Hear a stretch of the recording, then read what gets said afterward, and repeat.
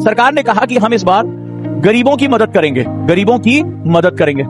इसके लिए वित्त मंत्री आती हैं और वो बजट दे देती है। एक पावरफुल व्यक्ति, मान लो ये पावरफुल है, वो चाहता है कि अरे किसी तरह आपसे रिश्ता जोड़े, बालू का ठेका अंदर ले लें। जमीन माफिया है, तो साहब साइन करते हैं, जमीन हमें हड़प लें, दबा के जो है दुगने तिगने दाम पर बेचे। एक कुछ है सरकार के पास, संसाधन है, लेकिन एक्शन में कन्वर्ट करना है। ये जो एक्शन है ये आपके माध्यम से होगा, ठीक है। सरकार चाह रही है ये सीधे जनता से जाकर जुड़ेगा। संसद में एक ही तरह के लोग हैं, सारे सांसद हैं, कैंटीन बैठ के खाना है, अरे यार सही करिए बे, ठीक है। संसद में हो रहा है तुम्हारी ऐसी तैसी कर देते, फलाना पार्टी ये है, फलाना पार्टी वो है, ठीक है। तुम्हें दिखाई पड़ता है बाप रे बाप, दोनों की बच्ची पार्टी। और जब पीछे कैंटीन में जहाँ कैमरा नहीं लगा, क्या है सही करिए बे, हाँ सही बताएं, अरे आज तुम्हें धो दिया तुम्हारी पार्टी को, सही धोते हो, यहाँ रखेगा। तो इसी तरह अपना हंसी मजाक चल रहा है, और यहाँ पर वही स्टूडेंट कामयाब होगा जिनका प्रेजेंस माइंड जबरदस्त काम कर रहा होता है। ये रही गवर्नमेंट, कोई भी एक गवर्नमेंट हो गई, ठीक है, ये आपकी गवर्नमेंट हो गई, सरकार हो गई। सरकार ने कहा कि हम इस बार गरीबों की मदद करेंगे, गरीबों की मदद करेंगे। इसके लिए वित्त मंत्री आती हैं और वो बजट दे देती हैं कि भाई हम इतना पैसा हम दे रहे हैं।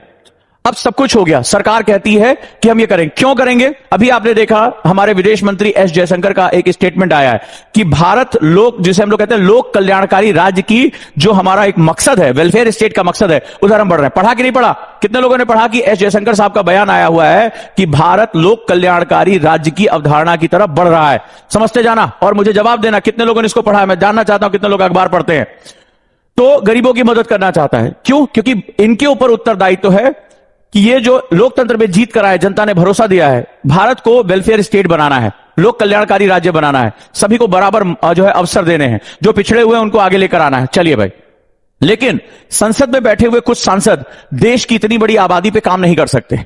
अब सरकार सोच ऐसा रही है, सरकार का उद्देश्य है, सरकार के पास संसाधन है, सोच है और संसाधन है, कोई भी गवर्नमेंट हो सकती है, लेकिन सोच और संसाधन से आगे काम नहीं होता। क्रियान्वयन, सोच है यानी थॉट है, संसाधन यानी रिसोर्स हैं, लेकिन इनको किस में कन्वर्ट करना है? एक्शन में। एक्शन, मान लीजिए जैसे आपके पास बुक्स पड़ी हुई हैं, ढेर सारी बुक्स हैं, और आप चाहते हो आईएएस बनना, लेकिन आप पढ़ते नहीं हो, आप उठकर कुर्सी पर बैठते नहीं हो, नोट्स नहीं बनाते, आंसर राइटिंग नहीं, आप आईएएस बन जाओगे? मुझे बताओ, क्या आप आईएएस बन जाओगे? कभी नहीं बन पाओगे। तो क्या करना होगा? क्या करना होगा? आपको रोज उठकर पढ़ाई करनी होगी, आंसर राइटिंग करनी होगी, ऑब्जेक्टिव टेस्ट लगाने होंगे। तो यहां समझना कि सोच है सरकार के पास, संसाधन है, लेकिन एक्शन में कन्वर्ट करना है। ये जो एक्शन है ये आपके माध्यम से होगा, ठीक है। आप जिले के हेड हैं, आप स्टेट के हेड हैं, चीफ सेक्रेटरी हैं, आप जो है वो कैबिनेट सेक्रेटरी, आप पूरे देश के आईएएस ऑफिसर्स के हेड हैं, हायरार्की बनी हुई है। तो ये क्या होगा? ये जो आईएएस ऑफिसर है ये बेसिकली इस एक्शन यानी क्रियान्वयन का पार्ट है, यानी जो सरकार चाह रही है ये सीधे जनता से जाकर जुड़ेगा, ठीक है। ये क्या करेगा? ये जनता से जाकर जुड़ेगा। ये एक बहुत बड़ी टीम, मान लो जिले की टीम है, उसका हेड होगा, इसके अंदर विभाग होंगे, एसडीएम से लेके तमाम तरह के लोग होंगे, जहां पे जो है ग्राम प्रधान तक सब कुछ इसके साथ लिंक होंगे। तो ये क्या काम करेगा? जो सरकार ने ये अपनी सोच और संसाधन उसको दिया है उसको डिस्ट्रीब्यूट करेगा, और डिस्ट्रीब्यूट करने के बाद उसका इनपुट भी लाकर सरकार को देगा, यानी जो सरकार ने दिया है वो जनता तक भेजेगा। ये हमारा मान लो गजोदर है, ये हमारा बुधिया है, ये हमारा फलाना फूलबाई है, सब लोग हैं यहां पर, इनको भेजेगा, और इनको लाभ पहुंचा कि नहीं पहुंचा ये सरकार को रिपोर्ट देने का भी काम ये करेगा। बाई डायरेक्शनल भी, यानी जनता को लाभ पहुंचा कि नहीं पहुंचा सरकार को बताना है, सरकार जो लाभ दे रही है वो जनता तक पहुंचाना है। बहुत इंपॉर्टेंट पर्सन होता। अब क्या होता है, यहीं पर इसकी चुनौती समझो, और बड़े ध्यान से इस बात को चाबी पकड़ के रख लो, इसकी चुनौती समझो। तुम एक ऑफिस में बैठो, संसद में बैठे हुए हो, संसद में एक ही तरह के लोग हैं, सारे सांसद हैं, कैंटीन बैठ के हा हा अरे यार सही करिए बे, ठीक है। संसद में हो रहा है तुम्हारी ऐसी तैसी कर देंगे, फलाना पार्टी ये है, फलाना पार्टी वो है, ठीक है। तुम्हें दिखाई पड़ता है बाप रे बाप, दोनों भी अच्छी पार्टी है।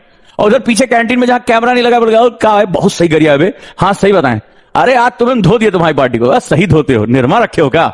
तो इसी तरह से अपना हंसी मजाक चल रहा है। फिर अब यार संसद का सत्र फिर शुरू, कल फिर खूब गरियाएंगे एक दूसरे को, बोले हाँ खूब गरियाएंगे। तो उनका एक अलग माहौल है, ठीक है, उनका एक अलग माहौल बना हुआ है। लेकिन ये जो माहौल है इससे अलग आपको काम करना है, आपको जनता के बीच में जाना है।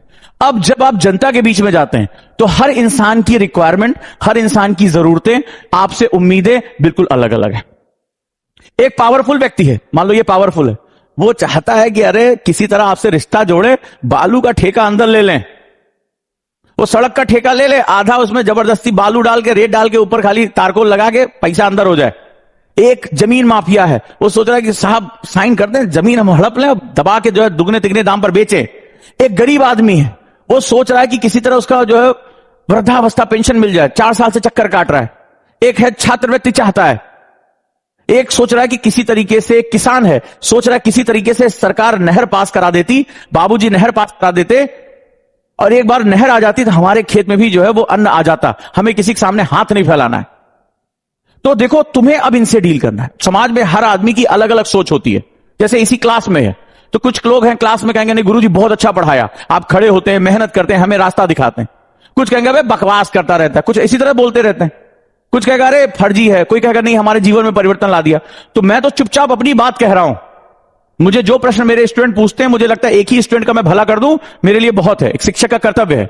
अब अलग अलग लोग उसको अलग अलग रूप में देख रहे हैं। कोई कह रहा है नहीं बहुत अच्छा बता रहे हैं, कोई कह रहा है नहीं हमें यही सवाल का जवाब चाहिए था, कोई कह रहा है बकवास कर रहे हैं। तो मेरी बात को, मेरे व्यक्तित्व को अलग अलग लोग जो है जैसा उनका मानसिक धारणा है उस हिसाब से अलग अलग देख रहे हैं। यही समाज होता है। आप भी समाज का हिस्सा है।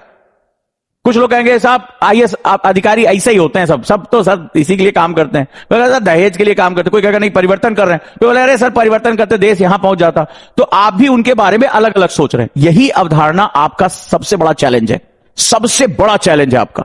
क्यों? क्योंकि जितने ज्यादा लोग होंगे, जितने तरह के लोग होंगे, उनकी उम्मीदें अलग अलग।